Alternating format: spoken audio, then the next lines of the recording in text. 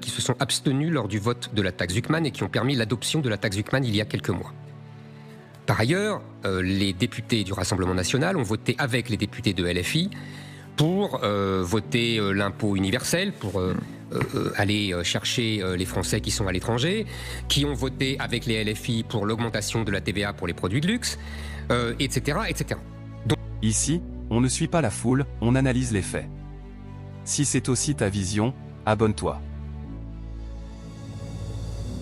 Donc, moi, vous savez, ça me rappelle, votre réaction me rappelle le sketch de Coluche. Vous savez, quand il disait Sylvie Vartan a fait des progrès. Bon, j'attendrai la fin des progrès.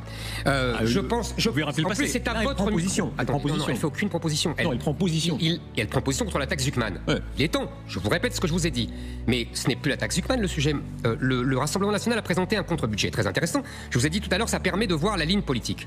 Moi, je suis un observateur, pas seulement un acteur. Je regarde et puis après, je prends des décisions. Bon, ils ont inventé 8 taxes. Vous allez me dire, ils ont fait des progrès. La dernière, ils en ont inventé 11. Bon, soyons honnêtes, tout le monde le fait. Là, c'est la foire aux taxes. Ça, Pas tout nous. le monde le fait. Pas nous. Vous m'excuserez, pas nous. Nous avons fait un projet avec Saracnafo pour Reconquête où il n'y a que des baisses. Il y a des baisses de dépenses, 80 milliards, et il y a des baisses d'impôts. La suppression des taxes sur la production, la suppression d'impôts sur les successions, etc. Vous voyez, nous, on n'a pas de taxes en plus. Voilà. Et la philosophie de Reconquête, c'est il faut baisser massivement les dépenses pour pouvoir baisser massivement les impôts. Cela étant, l'évolution qu'on entend là, que vous la jugiez sincère ou non, etc., est-ce que c'est un peu de l'air du temps?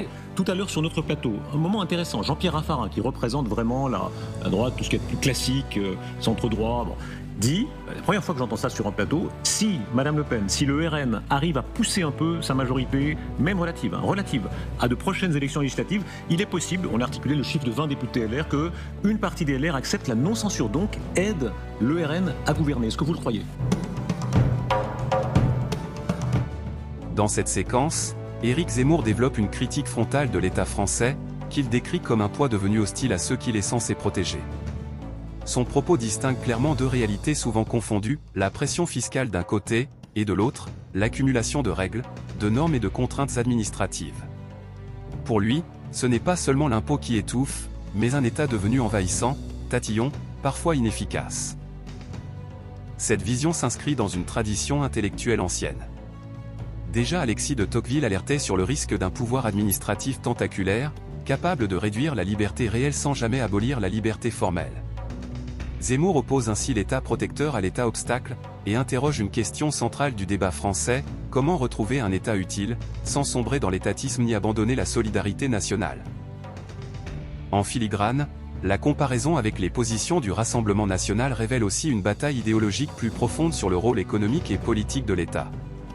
Et cette critique de l'État, justement, prend une autre dimension lorsqu'on observe comment les différents camps traduisent ces discours en vote et en choix budgétaires. Tout est possible.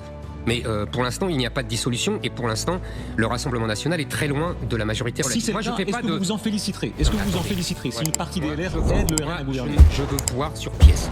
Voilà. Excusez-moi, pour l'instant, à chaque fois, ça fait 10 ans qu'on m'annonce la victoire du Rassemblement national. Je ne la vois pas, toujours pas. Donc, si tu fais partie de ceux qui veulent comprendre avant de réagir, abonne-toi, active la cloche des notifications et partage la vidéo, même à une seule personne, ça aide énormément.